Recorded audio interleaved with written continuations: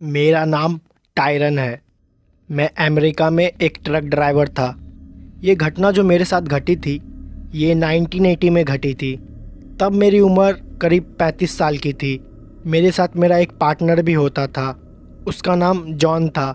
ज़्यादा लंबी ड्राइव के बाद जब मैं थक जाता था तो जॉन और मैं अपनी जगह को रिप्लेस कर लेते थे। फिर कुछ दूरी तक वो ट्रक चलाता था। ये घटना ब्राज़ीलियन नेशनल हाईवे की है। जब मैं उस रास्ते से गुज़रता था तो वहाँ पे मुझे बहुत ही ज़्यादा अजीब लगता था। वो रास्ता अपने आप में ही बहुत भयानक है। वो हाईवे जंगलों से घिरा हुआ है। उस हाईवे का 20 किलोमीटर का एरिया पूरा जंगल में आता है। जब भी किसी ट्रकर को अपनी डिलीवरी जल्दी करनी होती है तो वो लोग वही रास्ता निकल जाते हैं। नेशनल हाईवे का वो रास्ता एक शॉर्टकट का है जहाँ से वो लोग अपने डिलीवरी पॉइंट पे 2 घंटे पहले ही पहुँच जाते हैं। लेकिन वहाँ पे घटनाएं बहुत ज़्यादा अजीब होती है, इसलिए उन रास्ते पे कोई जाता नहीं है। बहुत लोग कहते हैं वहाँ पे लूट और चोरी बहुत होती है। ट्रकों को रोक के उन्हें लूट लिया जाता है और ट्रक ड्राइवर को मार दिया जाता है। इसलिए ज़्यादातर लोग उस रास्ते से नहीं जाते हैं। ऐसे ही एक दिन ठंडियों का मौसम था। मेरे और जॉन के पास कोई भी डिलीवरी का काम नहीं था, तो हम लोग उस वक्त अपने ट्रकों में बैठे हुए थे। घरों से झूठ बोल के आए थे कि हमें कहीं जाना है ताकि हम लोग थोड़ी पार्टी कर सके। हम दोनों ट्रक में ही बैठे हुए थे और जॉन ने थोड़ी शराब पी रखी थी। मैं भी शराब पीने ही वाला था, लेकिन तभी मुझे एक मैसेज आया। वो मैसेज हमारी कंपनी से आया था। दरअसल ब्राज़ील के एक छोटे से कस्बे में अचानक ही एक एक्सीडेंट हो गया था, जहाँ पर ढेर सारे लोग हॉस्पिटल में एडमिट हुए थे और उन्हें मेडिकल इक्विपमेंट्स की बहुत ज़रूरत थी। वहाँ हॉस्पिटल में इतने सारे मेडिकल इक्विपमेंट्स उपलब्ध नहीं थी और हमें उन मेडिकल इक्विपमेंट्स को जल्द से जल्द वहाँ पे पहुँचाना था। हम सबसे पहले वहीं वेयर हाउस में पहुँचे जहाँ पे हमें सारे मेडिकल इक्विपमेंट्स मिलने थे। हम लोग वेयर हाउस से मेडिकल इक्विपमेंट्स लेके ब्राज़ील के उसी रास्ते से निकल गए और उसी कस्बे में जा रहे थे। हमें कुछ भी समझ में नहीं आ रहा था आखिरकार हम लोग करें क्या। उस रास्ते से जाने का हमारा बिल्कुल भी मन नहीं था, लेकिन मजबूरी की वजह से हमें जाना पड़ा क्योंकि लोगों की ज़िंदगी का सवाल था। वो पूरा रास्ता करीबन 5 घंटे का था। जॉन बिल्कुल भी ट्रक नहीं चला सकता था क्योंकि वो हल्के फुल्के नशे में था, लेकिन वो मेरे साथ चलने के लिए तैयार हो गया। ट्रक मैं चला रहा था। जॉन काफ़ी ज़्यादा नशे में था, इसलिए जॉन को नींद आ रही थी। कुछ देर ट्रक चलाने के बाद हम लोग हाईवे के उस हिस्से में पहुंच गए जहां से हम लोग को शॉर्टकट लेना था। शुरुआत में वो हिस्सा पूरा जंगलों से ढका हुआ था। वहां की रोड तो कुछ ठीक थी, लेकिन वहां से थोड़ा अंदर जाने के बाद थोड़ा रास्ता कंफ्यूजिंग है। हालांकि मैं उस रास्ते से 1-2 बार दिन की टाइम निकल चुका हूँ, तो वो रास्ता मुझे तो बहुत अच्छे से याद था।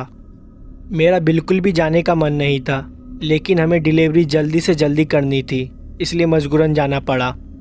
जॉन हल्की फुल्की नींद में था। मैंने उसे सो जाने के लिए बोला। मैं ये ठान ली थी अगर रास्ते में कोई भी आएगा तो मैं उसके लिए ट्रक नहीं रोकूंगा। मैं लगातार पुलिस वालों से भी बात कर रहा था क्योंकि उन्हें भी पता ये रास्ता काफ़ी ख़तरनाक है, तो मैं उनको अपना प्रॉपर लोकेशन भी बार बार दे रहा था। दूसरी तरफ से पुलिस वाले भी उसी हाईवे पे आ रहे थे। उन्होंने मुझसे बोला था कि वो मुझे जल्द से जल्द मिल जाएंगे। हाईवे के कुछ ही अंदर जाते वक्त अंदर बहुत ही अंधेरा था। कुछ जगह तो हाईवे ख़राब भी थे। कुछ पेड़ तो टूट के रोड पे नीचे गिरे हुए थे। मुझे बिल्कुल भी नहीं पता कि वो जगह की मेंटेनेंस क्यों नहीं होती है। काफ़ी ज़्यादा अंधेरा था। मुझे बस उतनी ही लाइट दिखाई दे रही थी जहाँ तक मेरी ट्रक की लाइट जा रही थी। मैं लगातार ट्रक को स्पीड में चला रहा था। तभी मैंने देखा मेरे दाईं तरफ एक काली परछाई खड़ी है जो कि मुझे ट्रक रोकने को बोल रही है। मैं उसके सामने से इतनी तेज़ी से ट्रक को लेके गया कि मैंने ध्यान भी नहीं दिया कि वो एक औरत है या आदमी है। हाँ, लेकिन मुझे इतना ज़रूर पता चल गया था कि साइड में कोई खड़ा है जो कि लिफ्ट मांग रहा है। मैं उसको जल्दी की वजह से देख नहीं पाया। मैंने उसे बाद में बैक मिरर में देखने की कोशिश की, वो मुझे नहीं दिखा। मैं फिर दोबारा ट्रक को चुपचाप चलाने लगा। मैंने ये ठान रखी थी कि मैं बिल्कुल भी ट्रक को नहीं रोकूंगा। कुछ दूर आगे जाने के बाद फिर से मुझे दाएं तरफ फिर कोई एक आदमी दिखाई दिया। उसने कोई भी कपड़े नहीं पहने हुए थे। वो बिना पूरे कपड़ा का खड़ा था, जबकि वहाँ पे हल्की फुल्की ठंड थी और जंगल की एरिया में ठंड काफ़ी बढ़ जाती है। मुझे बिल्कुल भी समझ में नहीं आ रहा था आखिरकार वो जंगल में ऐसे खड़ा क्यों था। मैं काफ़ी ज़्यादा डरा हुआ था, इसलिए मैंने ट्रक को नहीं रोका और दोबारा ट्रक को चलाने लगा। मैंने उसे फिर बैक मिरर में देखने की कोशिश की, वो दोबारा मुझे नहीं दिखा। मैं समझ गया था यहाँ पे कुछ ना कुछ अजीब ज़रूर हो रहा है। मैंने जॉन को उठाने की कोशिश की, लेकिन वो काफ़ी ज़्यादा नशे में था, इसलिए उठ नहीं पा रहा था। मैं उस हाईवे के करीबन 3 किलोमीटर अंदर आ चुका था। मेरे पास वापस जाने का और कोई ऑप्शन भी नहीं था, इसलिए मैंने सोचा दिए हुए लोकेशन पे जल्द से जल्द पहुंच जाऊं। उस एरिया में नेटवर्क भी नहीं आ रहा था, इसलिए मैं किसी से भी किसी तरह का कन्वर्सेशन भी नहीं कर सकता। इसलिए मैंने चुपचाप ट्रक चलाने पे ही ध्यान दिया। इन सब चीज़ों को नज़रअंदाज करते हुए मैं रोड पे जा रहा था और आगे रोड पे खून गिरा हुआ था और वो खून काफ़ी ज़्यादा मात्रा में है। मैंने उस खून को देखकर अपनी ट्रक की स्पीड थोड़ा धीमे कर दिया और मैं रास्ते भर उसी खून को देखते हुए जा रहा था। ऐसा लग रहा था किसी ने खून की नदी खुली छोड़ दी हो। पूरी रोड खून से भरी हुई थी। मुझे आखिरकार समझ में नहीं आ रहा था वहाँ पर ये सब हो क्या रहा है। मैं उसी को देखे जा रहा था। फिर मैं अचानक से देखा मेरे ट्रक के सामने वही आदमी आ गया जो कुछ देर पहले नंगा खड़ा हुआ था। वो आदमी मेरे ट्रक से कुचल गया और पूरी तरह से दब गया। उसकी चिल्लाने की आवाज़ भी मुझे सुनाई दी थी और मैं बहुत ही ज़्यादा डर गया था। मैंने तुरंत अपनी ट्रक को रोका और अपने बगल में बैठे जॉन को जगाने लगा, लेकिन वो उठ ही नहीं रहा था और बहुत ज़्यादा नशे में था। मैंने तुरंत अपनी टॉर्च उठाई और ट्रक से नीचे उतर गया। हालांकि ट्रक से नीचे उतरने में मुझे बहुत ज़्यादा डर लग रहा था। फिर मैं ट्रक से उतरा और मेरा पैर उसी खून पे पड़ा और वहाँ पे बहुत ही ज़्यादा बदबू आ रही थी। मैंने अपनी टॉर्च के सहारे धीरे धीरे ट्रक के पीछे जाने की कोशिश की, जहाँ पर वो आदमी मेरी ट्रक से कुचला पड़ा हुआ था। मेरी ट्रक उससे करीबन 100 मीटर आगे आ गई थी, क्योंकि मुझे ट्रक रोकने में बहुत ही ज़्यादा वक्त लग गया था। मैं धीरे धीरे उस आदमी के पास जा रहा था। दूर से देखने पे तो ये लग रहा था कि वो मर चुका है। मेरी ट्रक उसके पूरे शरीर पे चढ़ के निकल चुकी थी और वो मर ही गया था। मुझे बहुत ज़्यादा डर लग रहा था। मेरे हाथों किसी की हत्या हो गई थी। मैं धीरे धीरे उसी की तरफ जा रहा था। दूर से देख के ऐसा लग रहा था कि उसका पूरा शरीर खून से ढका हुआ है। मुझे कुछ भी समझ में नहीं आ रहा था आखिरकार मैं क्या करूं। मैं काफ़ी ज़्यादा डर रहा था और रोते हुए जॉन को बुला रहा था, लेकिन वो मेरी आवाज़ बिल्कुल भी नहीं सुन रहा था क्योंकि वो नींद में था। मेरी किस्मत उस दिन बहुत ज़्यादा ख़राब थी, पर मुझे लगा क्या पता मैं उस आदमी को बचा सकता हूँ। इसलिए मैं धीरे धीरे उस आदमी के पास जा रहा था। जब मैं उसके पास पहुँचा तो मेरी और उसकी दूरी करीबन 5 मीटर की थी। उसका हाथ अचानक से हिलने लगा और उसके हाथ पैर जो मेरे ट्रक के दबने से टूट गए थे और वो दोबारा धीरे धीरे अपने आप सीधे होते गए। ये सब मैंने अपने आँखों से देखी। मेरे ही आँखों के सामने वो आदमी अपने 2 पैरों के ऊपर खड़ा हो गया और वो दोबारा खड़ा होकर मुझे देख रहा था और कुछ ही सेकंड के बाद वो पूरा नॉर्मल हो गया था, जैसे मुझे पहले दिखाई दे रहा था। उसका पूरा शरीर खून से लथपथ ढका हुआ था और उसकी आंखें बहुत ही ज़्यादा भयानक लग रही थी। उसने कोई भी कपड़े नहीं पहने हुए थे। वो मेरे तरफ चिल्लाते हुए भागा और मैं अपनी ट्रक के तरफ भागा। वो क्या चीज़ थी मुझे बिल्कुल भी नहीं पता। रोड पे पड़े खून की वजह से मैं ढंग से भाग नहीं पा रहा था क्योंकि मेरे पैर फिसल रहे थे। मैं किसी भी तरह भागते हुए अपने ट्रक के पास पहुंचा और जो आदमी मेरे सामने खड़ा था वो बहुत ही लंगड़ा के चल रहा था। ऐसा लग रहा था उसका पैर में बहुत बुरा तरह का चोट लगा है, लेकिन मेरे आँख के सामने ही वो मर के जिंदा हुआ था। मैं जॉन का नाम लेते हुए चिल्लाते हुए ट्रक के अंदर जा रहा था। मैं जॉन को उठाने की कोशिश भी की और जॉन हल्का सा उठा भी, लेकिन वो फिर से सो गया और मैंने ट्रक को दोबारा भगा दिया। जब मैं बैक मिरर में देख रहा था तो वो आदमी मेरे पीछे चलते चलते आ रहा था। उस पूरी रोड पे खून फैला हुआ था। मेरे ट्रक के टायर भी पूरे खून से सने हुए थे। कुछ दूर ट्रक चलाने के बाद मैंने देखा दूसरी साइड से कुछ पुलिस की गाड़ियाँ आ रही है, जो कि शायद मेरे लिए ही आ रही थी। मैं बहुत ज़्यादा डरा हुआ था। मैंने तुरंत जाके उनके पास गाड़ी रोका और उन्होंने पूछा कि मेरा तुमसे कनेक्शन कैसे टूट गया। मैंने उन्हें सारी चीज़ें बताई और जैसे ही मैंने फिर अपने ट्रक के टायर को देखा, वो पूरा एकदम तरह से नॉर्मल था। मैं उन्हें बार बार वो चीज़ समझाने की कोशिश कर रहा था, लेकिन उन्हें कुछ भी समझ में नहीं आ रहा था। उन्हें लग रहा था कि मैं बहाना दे रहा हूँ। फिर उन पुलिस की कार में से एक कार उन्हीं जंगल की तरफ से गई जिधर से मैं आ रहा था। फिर वहाँ से इन्फॉर्मेशन आई कि वहाँ पे सब कुछ ठीक है और रोड पे कोई भी खून के दाग या छींटे कुछ नहीं मिले, और ना ही वो आदमी और जिसको मैंने कुचल दिया था। वो लोग मेरी बात मानने के लिए तैयार ही नहीं थे। इस चीज़ पे उन्होंने मेरे से ज़्यादा बहस नहीं की। उन्होंने मुझसे कहा कि मेडिकल के सारे इक्विपमेंट्स जल्द से जल्द हॉस्पिटल पहुंचा दो, फिर वो उसके बाद मेरी रिपोर्ट लेंगे। मैंने वैसा ही किया। मैं काफ़ी ज़्यादा डरा हुआ था।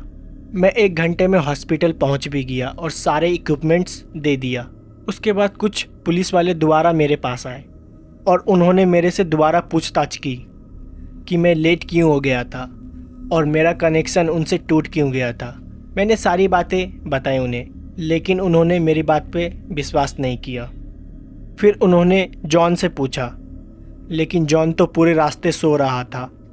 फिर उन्होंने जॉन से पूछताछ की तो उन्हें पता चल गया था कि जॉन दारू पी है, लेकिन अब तो उन्होंने मेरी बात पे एकदम भी विश्वास नहीं करने वाले थे। उन्होंने मेरा भी अल्कोहल टेस्ट किया, लेकिन मैंने उस टाइम शराब नहीं पी रखी थी। पुलिस वाले मेरे बात पे विश्वास नहीं कर रहे थे। उन्हें लगा कि मैंने किसी तरह का और नशा कर रखा है, इसलिए शायद मुझे अजीब और गरीब ऐसी चीज़ दिखाई दे रही थी। लेकिन मेरे साथ जो कुछ भी हुआ था वो एकदम सच था। उस घटना के बाद मैं कई दिनों तक उस ट्रक को हाथ भी नहीं लगाई। जॉन ने मुझे बहुत बार चलने के लिए बोला, लेकिन मेरे अंदर उस आदमी का डर बहुत तरीके से भर चुका था। आखिरकार वो कौन था, वहाँ पे क्या कर रहा था, मुझे कुछ भी समझ में नहीं आया। और ये जो अजीब सी चीज़ मुझे दिखाई दे रही थी और किस लिए दिखाई दे रही थी, इसका भी मेरे पास कोई जवाब नहीं था। लेकिन मुझे ये बिल्कुल भी नहीं पता था कि ये मेरा वहम है या सच। अगर ये सच था तो मेरी किस्मत उस दिन बहुत ज़्यादा अच्छी थी कि मैं बच गया, और फिर ऐसी घटना मेरे साथ जीवन में दोबारा कभी भी नहीं घटी। लेकिन फिर उस रोड पर मैं दोबारा कभी भी नहीं गया। तो दोस्तों, ये थी एक ट्रकर के साथ घटी हुई एक पहली घटना। अब मैं आपको दूसरी घटना बताने वाला हूँ। ये जो दूसरी घटना मैं आपको बताने वाला हूँ, ये घटना उत्तराखंड की है। ये घटना जिस ट्रक ड्राइवर के साथ घटी है उसका नाम मंजीत था, और बाकी की घटना मैं आपको मंजीत जी की पॉइंट ऑफ व्यू से बताऊंगा। मेरा नाम मंजीत है और मैं इस उत्तराखंड में एक छोटे से सामान की डिलीवरी देने जा रहा था। मेरा एक बहुत ही छोटा सा ट्रक है जो कि आदमी लोकल सामान, लोकल ट्रांसपोर्ट के लिए यूज़ किया करते हैं। जब मुझे कोई भी ट्रांसपोर्ट के लिए सामान नहीं मिलता है तो मैं उसी ट्रक पे सवारियों को भी बैठा लेता हूँ। इससे मेरी कुछ इनकम हो जाती है। ऐसे ही मैं एक बार देहरादून की रास्ते पे जा रहा था। वो रास्ता गंगोत्री के लिए जाता था। उस रास्ता में मुझे कई बार सवारियाँ मिल जाती है। वैसे तो मैं छोटे मोटे सामान की ही डिलीवरी कर रहा था, पर बीच रास्ते में मुझे 2 औरतें मिली। उन्होंने मुझसे कहा कि मुझे उत्तरकाशी तक छोड़ दूं। उन दोनों औरतों ने बुर्का पहना हुआ था। रात काफ़ी ज़्यादा हो गई थी। उत्तरकाशी गंगोत्री के ही रास्ते में पड़ता है, और जहाँ पे मुझे ये दोनों औरतें मिली थी और वहाँ से उत्तरकाशी करीबन 50 किलोमीटर की दूरी पे था। मैंने उनसे कहा कि मैं उन्हें छोड़ दूंगा। मेरे आगे सीट नहीं था तो मैंने उनसे कहा कि मेरे ट्रक के पीछे वाली साइड में जाके बैठ जाए, और थोड़े बहुत सामान भी रखे हुए हैं तो वो वहाँ पे आराम से बैठ जाए, उन्हें कोई तरह की दिक्कत नहीं होगी। हम कुछ ही घंटे में उत्तरकाशी पहुँच जाएंगे। मैंने उनसे कोई पैसे की भी बात नहीं की थी। रात बहुत ज़्यादा हो गई थी और मुझे लगा कि मुझे उनकी मदद करना चाहिए। मैंने इन बात पे ध्यान भी नहीं दिया कि इतनी रात को ये यहाँ पे कर क्या रही हैं। मैं किसी और धुन में था उनसे बात करते समय शायद थोड़ा सा मोहित हो गया था। वो दोनों फिर जाके मेरे पीछे वाले ट्रक के ट्रेनर में बैठ गई और मैं बैक मिरर से उन दोनों को देख रहा था। उन्होंने अपने चेहरे को ढक रखा था, लेकिन वो लोग काफ़ी देर से चुपचाप बैठी हुई थी। उन लोग ने एक दूसरे से बात तक नहीं की थी और ये सारी चीज़ मैं अपने बैक मिरर पे देख रहा था। कुछ देर के लिए मुझे ऐसा लग रहा था कि वहाँ पे 2 औरतें नहीं 2 मूर्तियाँ हैं, क्योंकि वहीं पे चुपचाप रखी हुई है। करीबन 20 किलोमीटर ड्राइव करने के बाद मैं आगे जाके कुछ एक छोटी सी गुमती पे रुका। मुझे सिगरेट पीनी थी और ठंड भी काफ़ी ज़्यादा लग रही थी। उन लोग को भी भूख लग रही होगी, तो मैंने उनसे जाके पूछा कि आप लोग कुछ खाइएगा क्या। उन्होंने मेरे सवाल का कुछ भी जवाब नहीं दिया और चुपचाप बैठी हुई थी। मुझे लगा उन लोग को शायद थोड़ा अजीब ना लगे और मैं खुद ही थोड़ा चाय और थोड़ा सिगरेट पी के दोबारा गाड़ी चलाने लगा। जब मैं उनसे खाने के लिए पूछ रहा था, गुमती वाला जिससे मैं चाय और सिगरेट लिया था वो मुझे देख रहा था। उसने मुझसे पूछा कि आखिरकार भैया आपको क्या हो गया है। मैंने उनसे बोला कुछ नहीं और मैं जल्दी जल्दी में दोबारा गाड़ी में बैठ के चला गया। मैंने इस बात का ध्यान भी नहीं दिया कि वो मुझसे कुछ कहने वाला है। वो दोनों औरतें पूरे रास्ते वहीं चुपचाप बैठी हुई थी। जब मैं उत्तरकाशी पहुंच गया तो मैंने अपने ट्रक को साइड में लगाया और तुरंत नीचे उतरा और मैंने उन दोनों औरतें से कहा कि नीचे उतर जाए, लेकिन वो लोग अभी भी चुपचाप वहीं बैठी हुई थी। उन दोनों औरतें की परछाई मैं अपने बैक मिरर से साफ साफ देख सकता था। वो लोग तो हिली भी नहीं। मुझे लगा शायद वो लोग मेरा बात सुनी नहीं है या सफ़र में शायद वो लोग सो गई हो। मैं घूम के अपने ट्रक के ट्रेलर के साइड में गया। मैं देख के हैरान हो गया। वहाँ पर वो 2 औरतें थी ही नहीं, बस वहाँ पे ऊपर से 2 नॉर्मल परछाइयाँ थी जो कि गोल आकार की थी और मेरे ही आंखों के सामने वो दोनों परछाइयाँ गायब हो गई। मैंने जब ये चीज़ देखी तो मैं काफ़ी ज़्यादा डर गया था। कुछ देर के लिए तो मेरे अपने आंखों पे विश्वास ही नहीं हो रहा था। मुझे ऐसा लग रहा था कि मैं जो कुछ भी देखा हूँ एक वो भयानक सपना है जो कि कुछ ही देर में ख़त्म हो जाएगा, लेकिन ये एक सच था। मैंने फिर इसके बारे में किसी को नहीं बताया। मैंने सारा सामान अनलोड करवाया।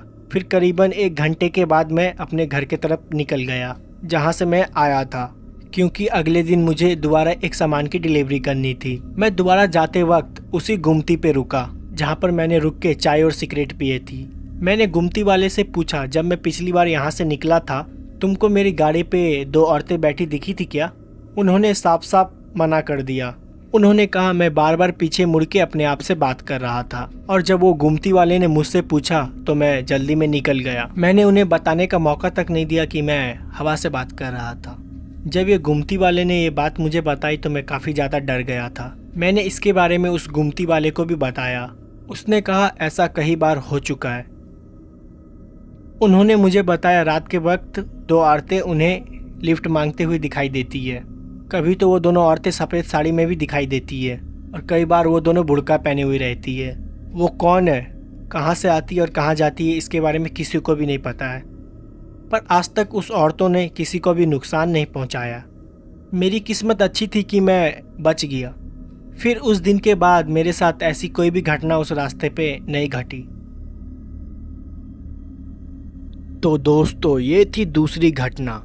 अब मैं आपको तीसरी घटना सुनाने जा रहा हूँ। ये घटना ऑफिसर मॉरिन के साथ घटी है अमेरिकन नेशनल पार्क में।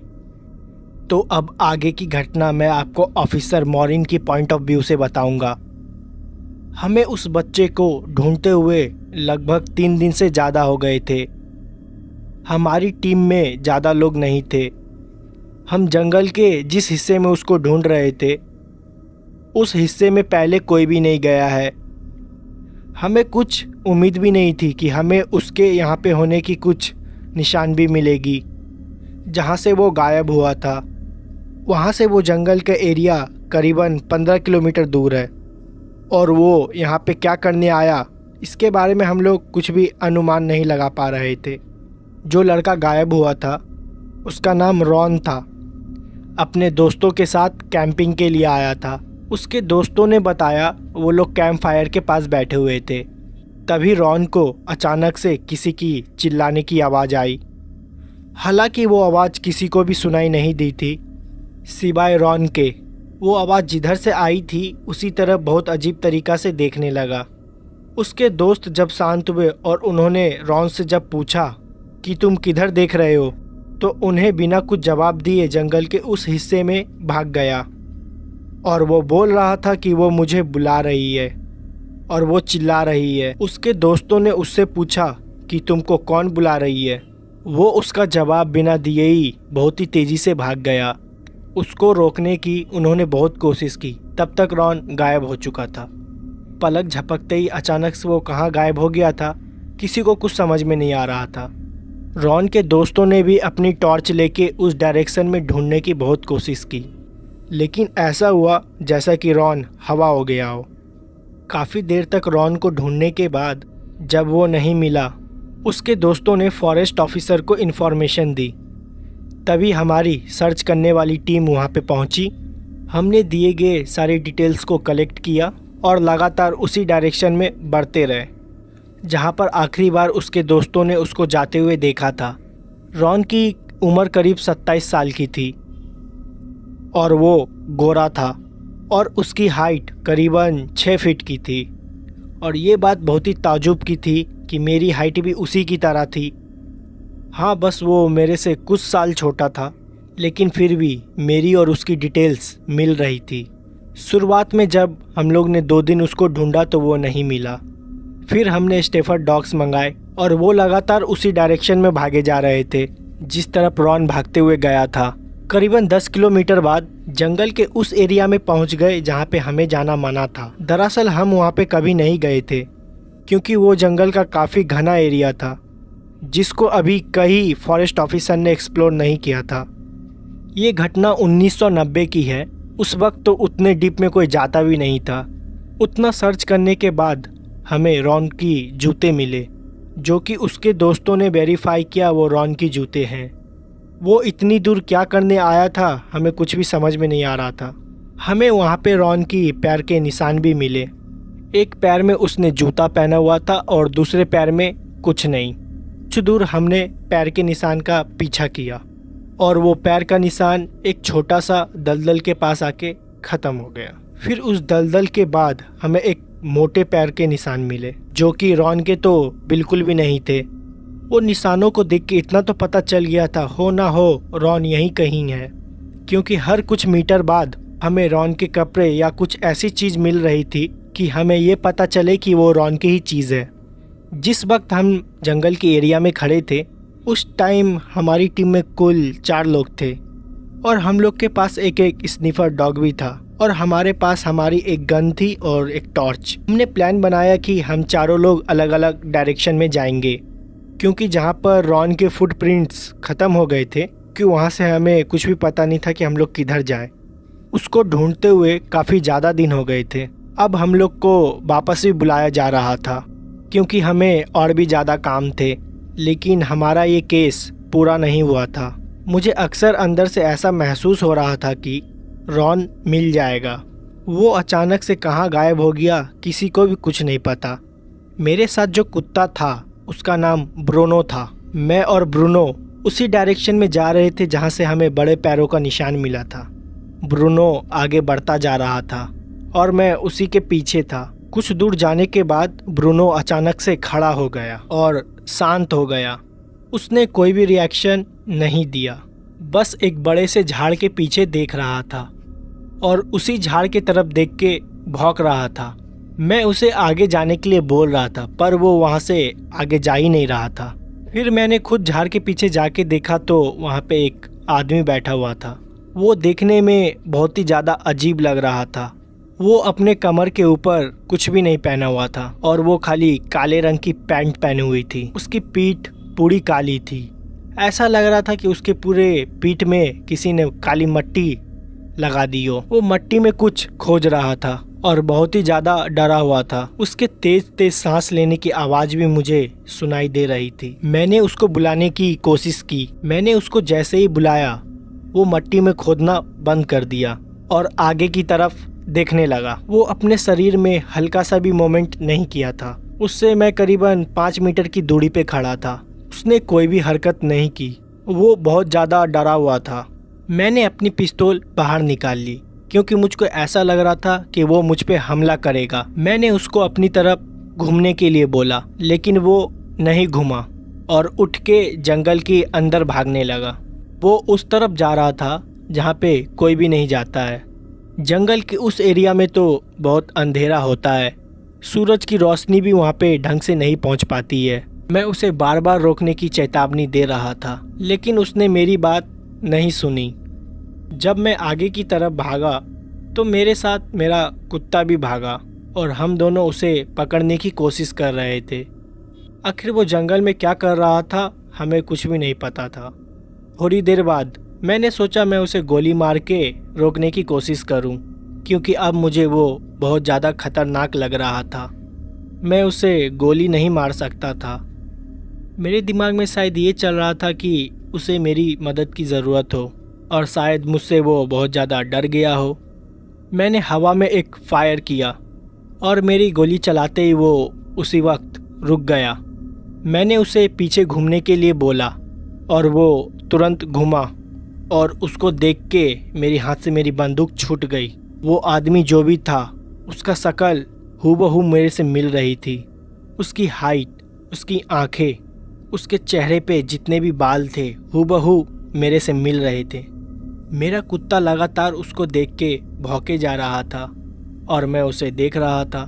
कुछ देर के लिए मेरे हाथ पैर एकदम जम गए थे, लेकिन वो मुझे देखने में बहुत ही ज़्यादा डरावना लग रहा था। ऐसा लग रहा था कि वो मुझे मार डालेगा। मुझे कुछ भी नहीं समझ में आ रहा था कि मैं क्या करूं। वो मेरी तरफ कुछ देर के लिए मुझे घूर के देखने लगा और फिर मुझे कुछ भी याद नहीं। मैं बेहोश हो गया था। मैं जब बेहोश हो रहा था तो मैंने आखिरी बार उस आदमी को देखा था। वो काफ़ी धुंधला दिखाई दे रहा था क्योंकि मेरी आंखें ढंग से खुल भी नहीं रही थी। मुझे सिर्फ बस इतना दिखाई दे रहा था कि वो मेरे पास आ रहा है और मेरे कानों में मेरे कुत्ते की भौंकने की आवाज़ सिर्फ आ रही थी। उसके बाद मुझे कुछ भी याद नहीं। और जब मेरी आंखें खुली तो मैं अपने बेस के रेस्टिंग रूम में सोया हुआ था। मुझे कुछ भी समझ में नहीं आया कि मेरे साथ क्या हुआ और वहाँ पे मैं कैसे पहुँचा। जब मैंने अपने गलीग से पूछा तो उसने मुझे बताया कि उस बच्चों को ढूंढते हुए मैं जंगल में चला गया था, लेकिन बहुत ज़्यादा अंदर चला गया था। जब मेरी कोई खबर उन्हें नहीं मिली तो वो लोग मुझे भी ढूंढने के लिए आए और मैं उनको चलते हुए मिल रहा था। मैं धीरे धीरे जंगल के बाहर चलता हुआ आ रहा था, कहीं खोया हुआ था। उन्होंने मुझसे बात करने की बहुत कोशिश की, लेकिन उनका जवाब मैंने कुछ भी नहीं दिया। फिर मैं उन लोग के सामने ही बेहोश हो गया और सच बताऊं तो मुझे ये सब कुछ भी याद नहीं है। मेरे साथ क्या हुआ और मैं अपने आप जंगल के बाहर चलते हुए कैसे पहुंचा, इसका मुझे कोई भी आइडिया नहीं था। मेरे साथ जो मेरा कुत्ता था वो भी मेरे साथ चल रहा था और ताजुब की बात तो ये है मेरे कुत्ते को भी इस सब चीज़ के बारे में कुछ भी भनक नहीं लगी। मैंने बहुत कोशिश की कि मेरा डॉगी मुझे किसी तरह का सिग्नल दे और बताने की कोशिश करे कि मुझे क्या हुआ था, लेकिन उसको कुछ भी याद नहीं था। वो ऐसा बर्ताव कर रहा था कि ऐसा कुछ कभी हुआ ही नहीं। जंगल का वो हिस्सा कहाँ था अब दोबारा मुझे तो मिल ही नहीं रहा था। मैं अपने आप को कुछ भी समझा नहीं पा रहा था क्योंकि मेरा दिमाग ढंग से काम नहीं कर रहा था। फिर इसके बारे में मैंने किसी से कुछ भी बात नहीं की और वो लड़का रॉन जिसको सब कोई ढूंढ रहे थे वो भी उन्हें एक पेड़ के नीचे बैठा हुआ मिला और वो भी एकदम शांत था। जब पुलिस वालों ने उनसे पूछा कि वो कहाँ भाग के गया था और वो इतने दिन से कहाँ गायब था तो उसके पास इसका कोई भी जवाब नहीं था। उसने बोला उसे कुछ भी याद नहीं है, उसको बस लास्ट सीन इतना ही याद है कि वो अपने दोस्तों के साथ कैंप फायर के पास बैठा था। तभी उसको अचानक से कोई आवाज़ सुनाई दी और अपनी तरफ बुला रही थी और वो फिर उस आवाज़ के पीछे भागते हुए चला गया। हम लोग के साथ क्या हुआ, हम दोनों के पास इसका कोई भी जवाब नहीं था और ये मेरी ज़िंदगी का सबसे खतरनाक रेस्क्यू था। इसके बारे में मैं किसी को कुछ भी बता नहीं सकता था, वरना लोग मुझे पागल समझते और मेरी नौकरी में भी कुछ दिक्कत आ सकती थी और इस राज को मैंने राजी रखा।